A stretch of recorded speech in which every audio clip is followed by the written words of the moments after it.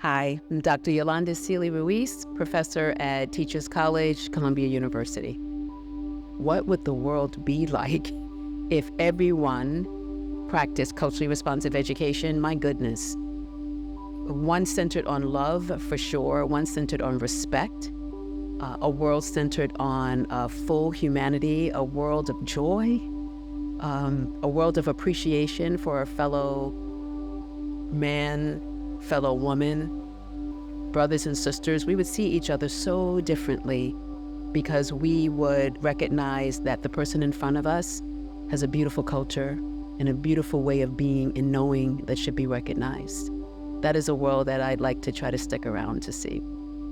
I've been doing culturally responsive work before I even knew what it was. And for me, it was initially just like an intrinsic sort of like attraction to seeing young people that traditionally don't get centered in the classroom have voice and agency and joy in the classroom. And as a classroom teacher, I found there were like particular practices that I would engage in that allowed those young folks who in other classes wouldn't come alive, like really become like engaged and excited in a physics classroom. And, usually there's a perception that physics is rigorous and they can't contain their interest, or you can't call their passion for it. But by using sort of like cultural reference and making them feel at home and comfortable in the classroom and utilizing hip hop references, I found that the kids came alive. And so that I kind of stumbled into it, and it's now just a piece of all that I do.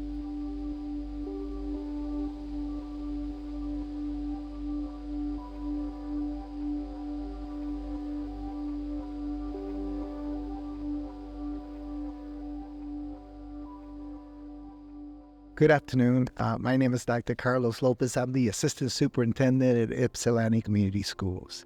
Every day I notice that there's sometimes when children walk into a classroom and we ask them to put their identity on a hook.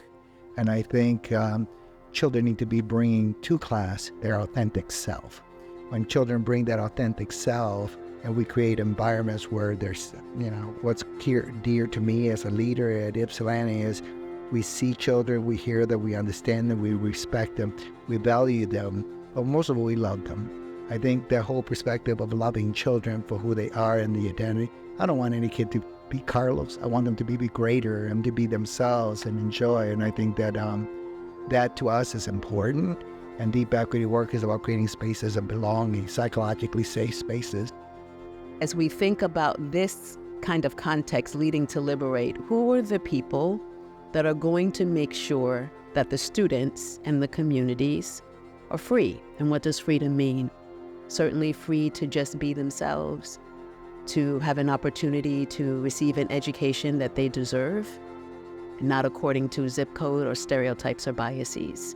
So any term that we hear, any title, I'm always thinking about the people who are involved in that. So the Tri-County Culture Responsive Mathematics Institute is a collaboration with Oakland Schools, Washington ISD, and Wayne Risa. Our whole point is to really bring educators together, both leaders and teachers, as well as students, to really learn and engage and explore how we might teach math differently in a way that's more culturally responsive, that meets the needs of all students. When we think about being culturally responsive, we're thinking about what matters, what's relevant.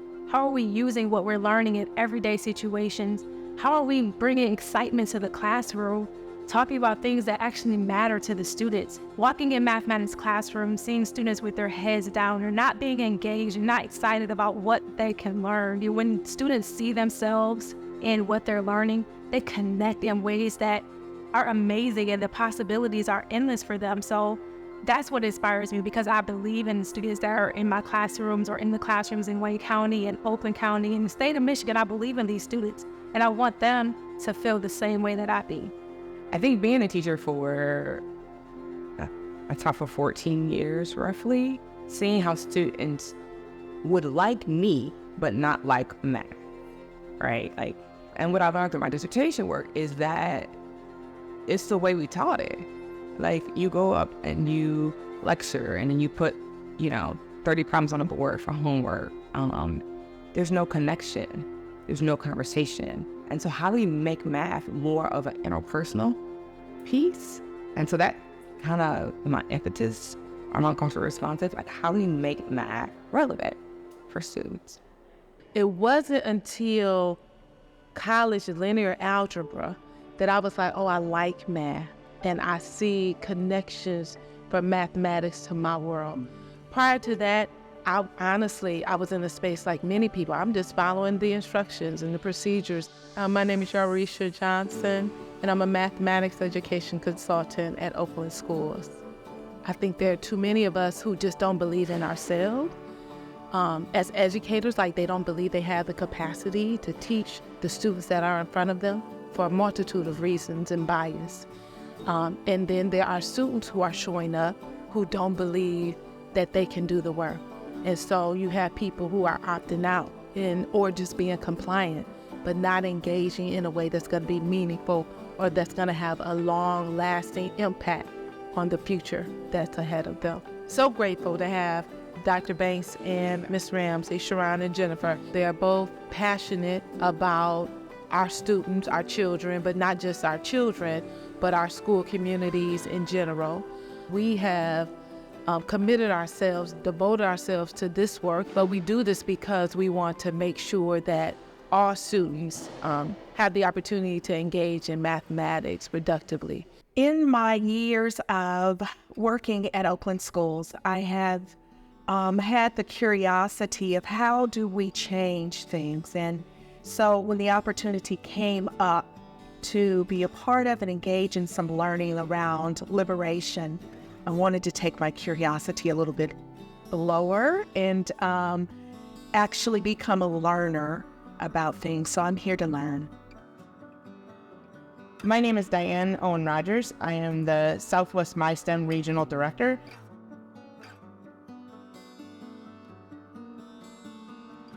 And then also wear the hat of being the co-lead for the Michigan Emin STEM Collaborative, sponsored by the MySTEM Network. Oftentimes, math is the gatekeeper to getting to STEM and to other careers that students want to get involved in.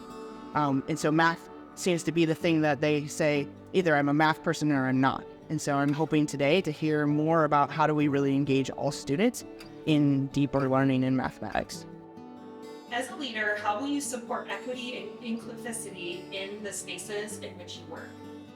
I take that with me every day in how I treat my colleagues, to how I think about our educators as they are currently working to restore some historical thinking around policies and practices. And so I try to carry that in not only my acknowledging that we're all trying to do better, and then being curious again to inquire about the people, the things, the ideas that we carry into the spaces around our students and families. Sometimes we have those kind of mountaintop experiences where we come in and we hear all the great speakers in one day, and then we go back to our setting and there's not support to implement some of the things. So I'm really hoping to have a group of people today that identify that I can keep some accountability and think about how can we take some collective action and not just be doing things on our own. I just hope that we can scale this to other communities and think about how do we really attend to all students in the state and make sure that they see themselves as belonging in STEM. I'm just so grateful for the many people that are contributing to this work. It takes a lot of effort, and so thank you for putting on these kinds of things that really help inspire educators to really serve all students. I'm grateful to be here.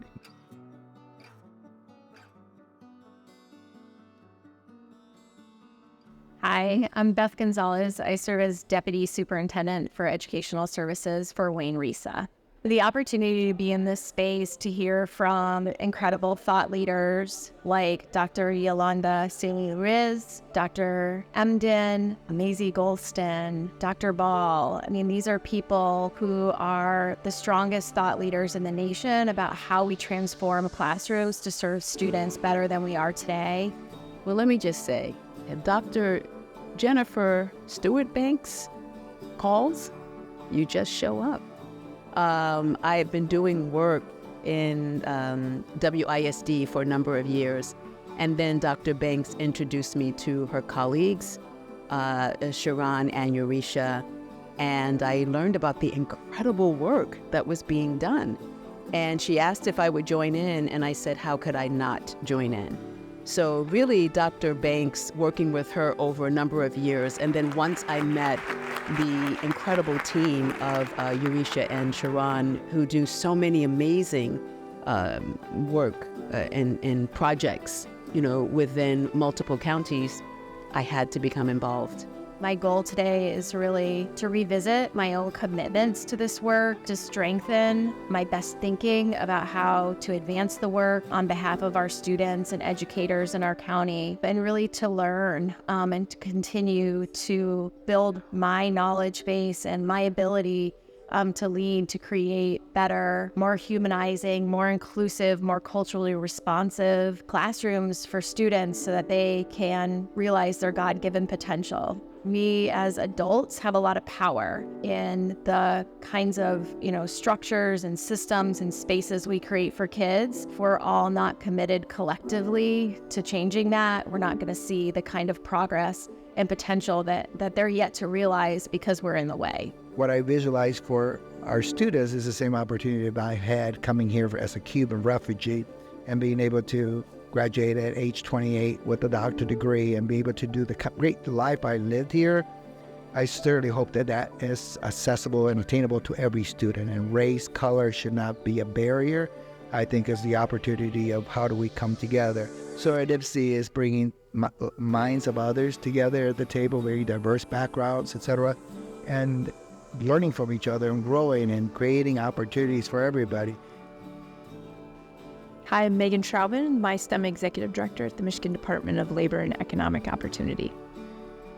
In education, a lot of times we are like, here's my content area.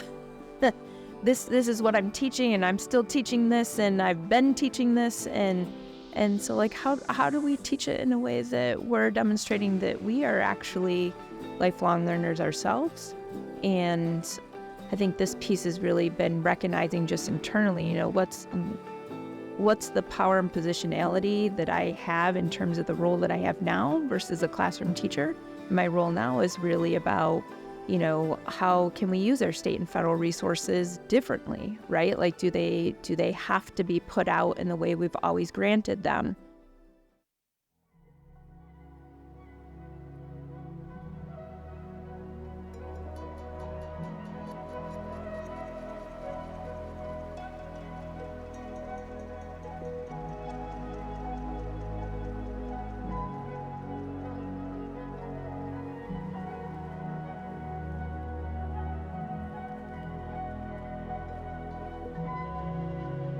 Where do you want me? Here? Yeah, right there. You got it. There, I made it next to actually just Hey, I am Professor Chris Emden, the Maxine Green Chair for Distinguished Contributions to Education at Teachers College at Columbia University and Director of the STEAM Dream and Idea Lab at Skidmore and Columbia, and I'm super excited to be here with you today. What does Leading to Liberate mean to you? First of all, Leading to Liberate as a conference theme is powerful, right? It's telling school leaders without apology that the goal of their work is to liberate themselves, their teachers, and young people. And to me, liberation is about letting go of whatever the things are that hold you down, whatever the things are that keep you confined to a space that does not allow you to be able to operate in your fullness and your truth and your magic and your potential. And so like liberation as a leadership strategy is about how do folks who've been charged with a position or a title that is like leader, principal, superintendent, create structures within the places where they lead to allow people to be able to come to their fullness and their potential academically, intellectually, or even as a human being. To me, that's the ultimate charge of leadership, and to have a conference that's really like intentional and explicit and deliberate about situating itself in leading to liberate is a powerful and magical thing.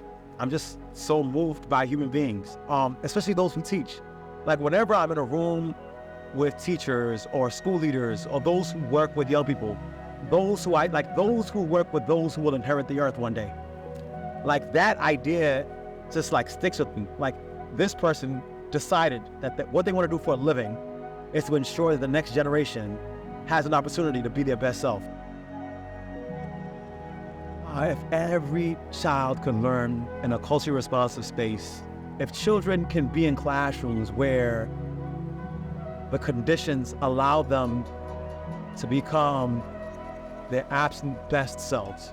Because I think that's what a culturally relevant space does. Like, it says to a young person, I'm going to create the conditions to allow you to fulfill the height of your potential.